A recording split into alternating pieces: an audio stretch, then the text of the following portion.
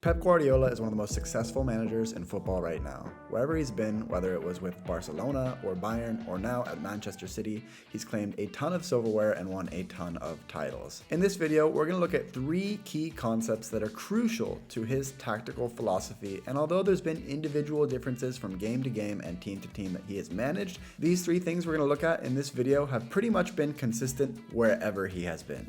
The first thing to look at is the importance of space, both on offense and on defense. And when Pep Guardiola's sides have the ball on offense, they want to stretch the field as large as possible. So here we can very easily see the shape of the back four, very wide, very spread apart. Fernandinho will oftentimes be the playmaker, but because everyone is stretched out very wide, just take a look at Fernandinho and how much space he has in the middle of the park. It's almost as if Manchester City has a giant circle of connections around the outside, and Fernandinho, the playmaker in this instance, is in the middle looking for that space. And eventually, they're able to get the ball into him, and he's able to turn and help to orchestrate the attack playing forward. Now, if we contrast that to when Manchester City is on the defensive side of the ball, look at how tight they want to make the space for Everton. You can see with the area tool here, actually all 11 players on the pitch for Manchester City are in their left defensive half of the field. Even less than that, almost a third of the field if you're looking at the drawing here on the video. And when they transition, when they win the ball back, they immediately stretch out wide. When they're in possession and they want to stretch that opposition out, you could just see that the fullback has already moved all the way to the other side of the pitch. And that is crucial for them. On offense, they want to make the space as big as possible so that their players have time and space on the ball.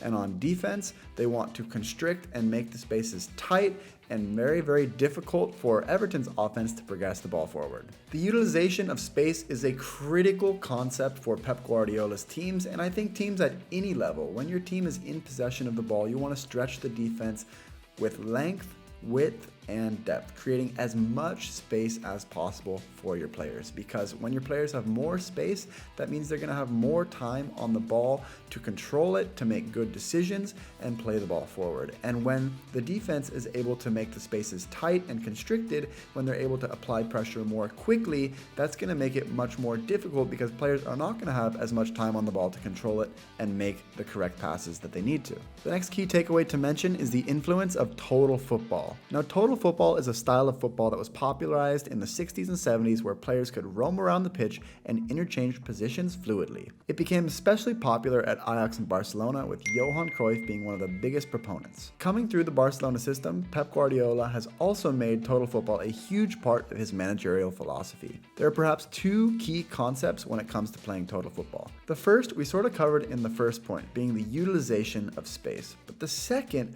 refers to the fluidity of movement, allowing players to roam and swap positions to find weaknesses in the opposing side.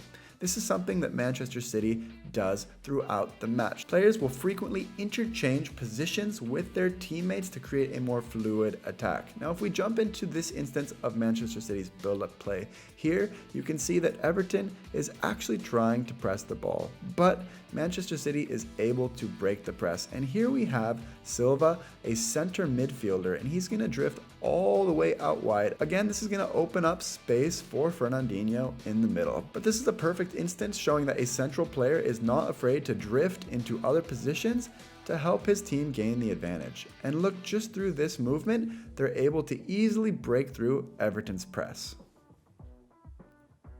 Now here's another example of Manchester City interchanging positions. Here we have Walker, the fullback, on the ball right here. And we can see their three central midfielders are highlighted with the connection tool in blue.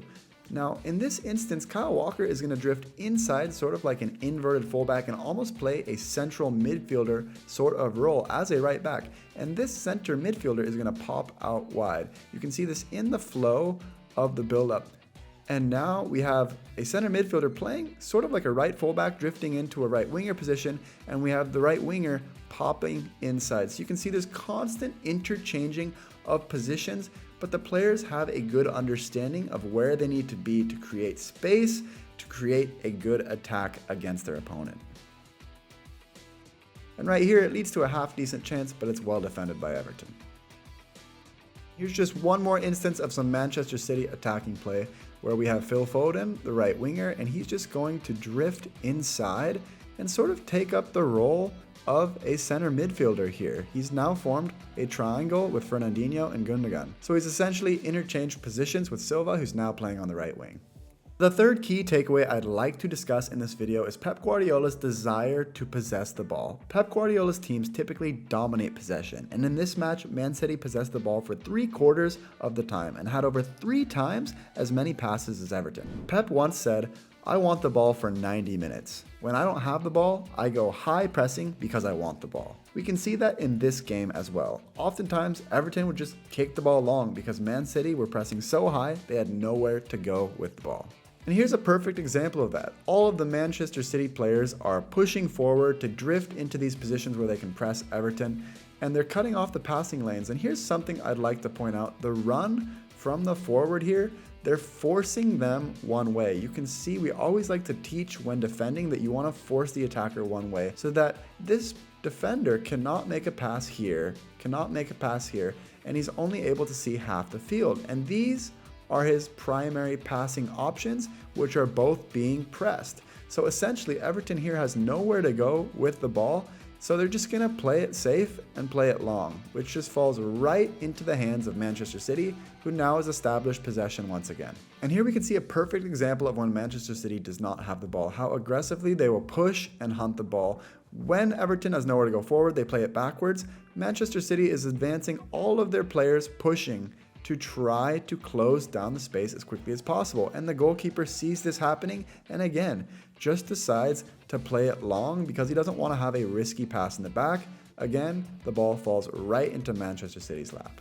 Another key component to pressing is having numbers around the ball. And you can see when Everton has the ball, all of these players that are nearby are working on cutting off passing lanes, marking nearby players, and trying to put the ball carrier under pressure so that he just has nowhere to go. It is a true team effort, and you could see throughout this game, Everton had a really hard time controlling the ball and advancing into good attacking positions. From the importance of space, the influence of total football, and the desire to possess the ball, these are 3 cornerstones that have always been a part of Pep Guardiola's game. If you want us to do more tactical analysis and breakdowns of other coaches, let us know down below in the comment section, and don't forget to like and subscribe this video if you found it valuable. Now, as a quick bonus, let's jump forward and take a look at the final result of this game. It took Manchester City 83 minutes to finally break down Carlo Ancelotti's side, who, to their credit, defended very, very well. But here was the moment that Manchester City finally broke through.